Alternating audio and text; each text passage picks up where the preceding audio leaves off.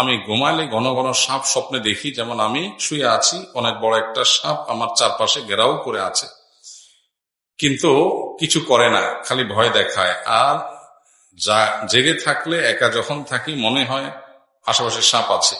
আমার নিঃশ্বাস বন্ধ হয়ে যায়, কথা বলতে পারি না, কথা বন্ধ হয়ে যায়। আবার প্রায় ওই স্বপ্নে দেখি বড় একটা নদীতে নৌকাতে যাতায়াত করছে এবং মাঝখানে গিয়ে ডুবে যাচ্ছি। পরে আবার সাঁতার কেটে কিনারায় যাই। তখন এগুলো অনেক বেশি এখন এগুলো অনেক বেশি বেশি হচ্ছে। আমার সাথে একা থাকতেই পারি না, বরং সময় মনে হয় আশপাশে সাপ আছে। বুঝা গেছে প্রশ্ন? প্রথম কথা হলো যে ইমানদারের স্বপ্ন এটা অনেক ক্ষেত্রে অর্থবহ হয়, আবার অনেক সময় এটা অহেতুক মানুষের জল্পনা কল্পনা থেকে হয়, শারীরিক দুর্বলতা থেকে হয়। অনেক সময় শয়তান মানুষকে ভয় দেখানোর জন্য করে। তো আপনার এই স্বপ্ন অ্যাকচুয়ালি কি, এটা স্বপ্ন বিষয়ে যারা বিশেষজ্ঞ তারা ভালো বলতে পারবেন। স্বপ্নের ব্যাখ্যা একটা আলাদা সাবজেক্ট, আলাদা একটা শাস্ত্র, এ সম্পর্কে এক্সপার্ট আছে। দুঃখজনক বাস্তবতা হলো আমাদের সমাজে এখন মাসালা এক্সপার্ট পাওয়া যায়, রুকিয়া বিষয়ে এক্সপার্টও পাওয়া যায়, স্বপ্নের ব্যাখ্যা বিষয়ে এক্সপার্ট বা অভিজ্ঞ আলেম বা ওইরকম রুহানি বা আধ্যাত্মিকতা সম্পন্ন মানুষ এখন পাওয়া যায় না। এটা দুঃখজনক বাস্তবতা।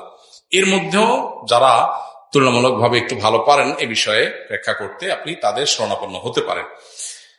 সাপ কখনো কখনো, এটা আমি একেবারে পার্টিকুলার এই কেসে এটাই হয়েছে যেটা বলছি না, কখনো কখনো সাপ, বিশেষ করে সেহের বা জিন জাদুর যারা ট্রিটমেন্ট করেন রাকি, তাদের অভিজ্ঞতা এবং এই সংশ্লিষ্ট বিভিন্ন বর্ণনার আলোকে আপনার জানা যায় যে সাপ অনেক সময় জিন বা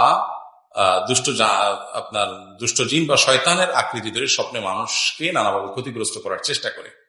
এটা থেকে বাঁচার জন্য প্রত্যেকদিন সবসময় রাতে ঘুমানোর সময় তিনকুল তিনবার সূরা ইখলাস, সূরা ফালাক, সূরা নাস তিনবার পড়ে হাতে ফু দিয়ে পুরো শরীর মুছে আয়াতুল কুরসি পড়ে তারপরে ঘুমানো, ওযু করে সম্ভব হলে ঘুমানো, প্রয়োজনে সূরা বাকারা তেলাওয়াত চালু করে দিয়ে ঘুমানো। এভাবে নানাভাবে আপনি শয়তানের থেকে হলে সেটা থেকে বাঁচার জন্য চেষ্টা করতে পারেন। আর এর বাইরে এটা হতে পারে কোনো বিশেষ, অনেক সময় সাপ শত্রুকে ইন্ডিকেট করে, বাকি আপনি আবার বলছেন আপনাকে কোনো আক্রমণ করে না, তো হতে পারে যে আপনার শত্রু আছে কিন্তু আপনার ক্ষতি করতে পারবে না ইনশাআল্লাহ, তাহলে সেক্ষেত্রে আপনি আল্লাহর কাছে পানা চান। এক্ষেত্রে একটা মৌলিক কথা বলে রাখি, নবী সাল্লাল্লাহু আলাইহি ওয়াসাল্লাম বলেছেন, কেউ যদি স্বপ্নে এমন কিছু দেখে যেটা দেখে তার ভালো না লাগে, তার মনে হয় যে সে খারাপ কিছু দেখেছে, তাহলে সে আউযু বিল্লাহি মিনাশ শাইতানির রাজিম পড়বে, আল্লাহর কাছে পানা চাইবে বা আল্লাহর কাছে দোয়া করবে, আল্লাহ এই স্বপ্নের ক্ষতি থেকে আমি পানা চাই, ব্যাস এইটুকু কাজ করবে। পাশাপাশি স্বপ্ন থেকে উঠার পর ঘুম ভেঙে গেলে বাম দিকে প্রতীকী থুতু ফেলবে, যেখানে শুয়ের আগার পরিমাণ থুতু আসতে পারে, বাম দিকে প্রতীকী থুতু ফেলবে 3 বার।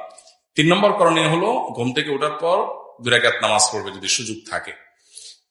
এবং 4 নম্বর করণীয় হলো এই খারাপ স্বপ্নের কথা সে কারো কাছে বলবে না। আমি এটা দেখছি, এটা বলে বেড়া না, এখানে তো ব্যাখ্যার জন্য বলেছেন, এর বাইরে কারো কাছে বলবেন না। আর ভালো স্বপ্ন কেউ দেখলে সেটা খুব কাছের লোকদেরকে বলতে বলা হয়েছে, আমভাবে সবাইকে না। তো এই সুন্নাহগুলো মেনটেন করে চললে ইনশাআল্লাহ বিদিন আপনার পেরেশানি কোনো কারণ নাই। এর পাশাপাশি একা একা থাকলেও আপনার মনে হয়, এটা দেখে আরেকটা জিনিস মনে হচ্ছে, সেটা হলো যে আপনি কোনো মানসিক ডক্টরের, কোনো সাইকিয়াট্রিস্টের হেল্প নিতে পারেন। সেক্ষেত্রে এটা যদি মানসিক ইস্যু হয়ে থাকে ইনশাআল্লাহ সেটা ইমপ্রুভ করবে। এমনকি এই যে ওয়াসওয়াসা, মানসিক সমস্যা, এটার কারণে রুকিয়াও করা যায়। সো রুকিয়া করলে আশা করা যায় আপনি সুস্থ হবেন বা স্বাভাবিক হবেন। আল্লাহ তাআলা রহম করুক। জাযাকাল্লাহু খাইর। সুবহানাল্লাহি ওয়া বিহামদিহি।